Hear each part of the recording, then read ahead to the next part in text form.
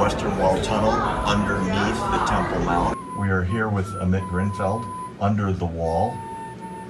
Every stone you see here is original from the Second Temple period. There is no mortar in between, just perfect match.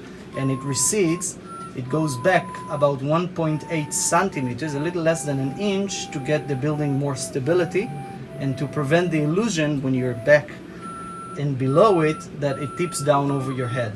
And if you look closer, you can literally see the chiseling work, as every frame has another smaller frame made by Herodian masons back in the day. It took them about 8 years to build that. Okay? So this is actually Mount Moriah itself, the bedrock of the mountain. And in this spot you can literally see where Herod's masons placed the first stones.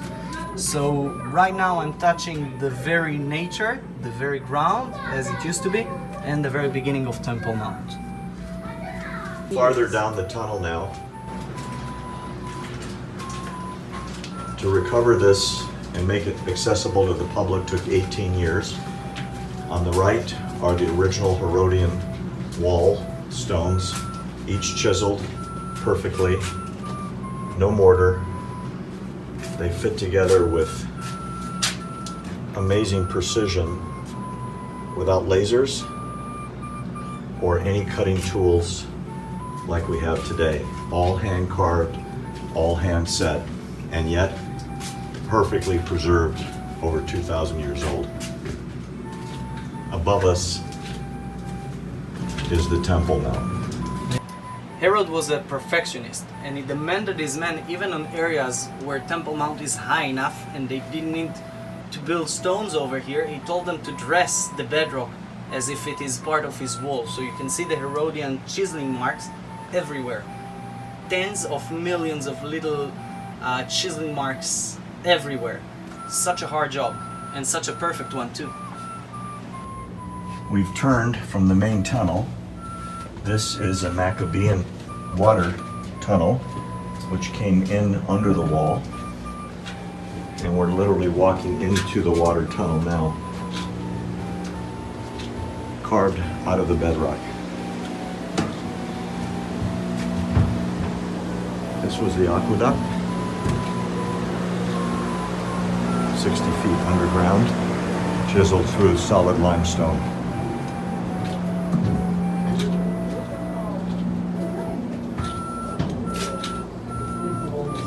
This is absolutely astounding to see. Almost indescribably unbelievable. It's about 40 feet from the base where I'm walking. These are the ancient stones that were there to contain the water. And looking up, you get an idea of how deep it is. It's still very musty, and the stones show the watermarks from somewhere about 2,500 years ago. How this was carved out is very difficult to understand. It was done apparently with hammers and chisels and nothing else.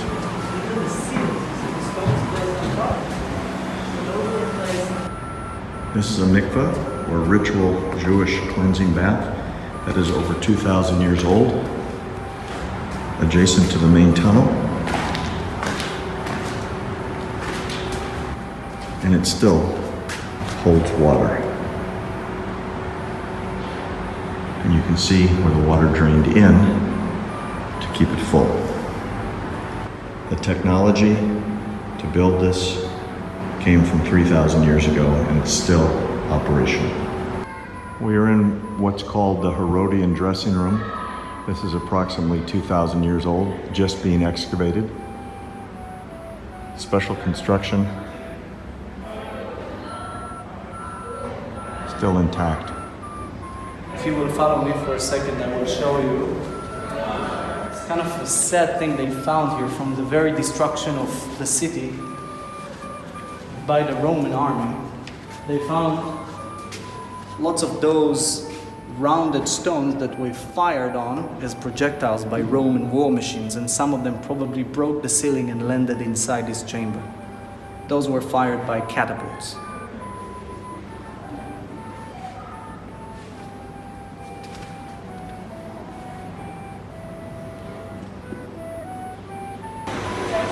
We are at the largest stone ever found, and Amit Grinfeld, our world-famous tour guide, will explain what is inexplicable. Those stones, indeed, as Barry said, are gigantic, pure limestone. They are about 4 meters tall, which means much taller than an average bus.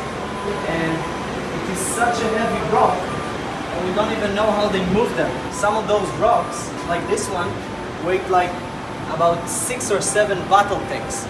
And walk with me a little more, and I will show you the largest stone they ever found here. The stones begins right here, and it ends where Aliyah is over there waving to us. 14 meters stone. It weighs about 590 tons, which is a challenge for every modern crane. In fact, we have no equipment, no ability to move a stone like that today. And as you look, it is not even the lowest part of the wall. There are still quite a few courses of stones below it. Therefore, it's a mystery that we cannot explain today how they moved and placed this gigantic rock today. This quarry sits directly across, maybe 5 feet from the wall. We're 50 feet underground, and these stones were never finished to be put on top of the wall.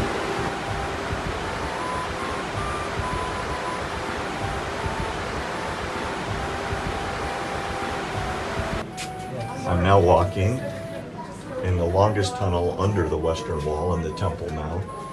This corridor is 240 feet long. The western wall is here to my right. I'm about 15 meters below the surface. This tunnel literally circles the western wall, which is this.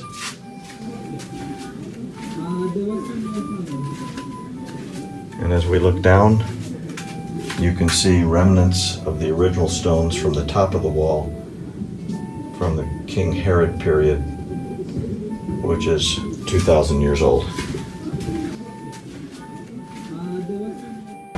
So we're in the aqueduct tunnel right before it reaches the holding pond. 45, 50 feet straight up, and the stones on the top are 2,200 years old and they're still in place. And through here, this bedrock, the Temple Mountain, is way above us. We're 70 feet under the surface. We're at the end of the aqueduct, and this holding pond is actually the size of 5 Olympic swimming pools, and the water channeled from here down the tunnel that we just came through.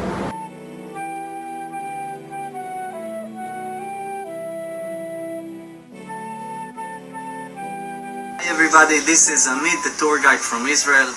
I'm happy to tell you that after many hours of work, my book finally came out. If you want to learn about the 6-day war in a short and yet very informative book, you can get it online on Amazon. It's Echoes of War by Amit Grinfeld. Thank you.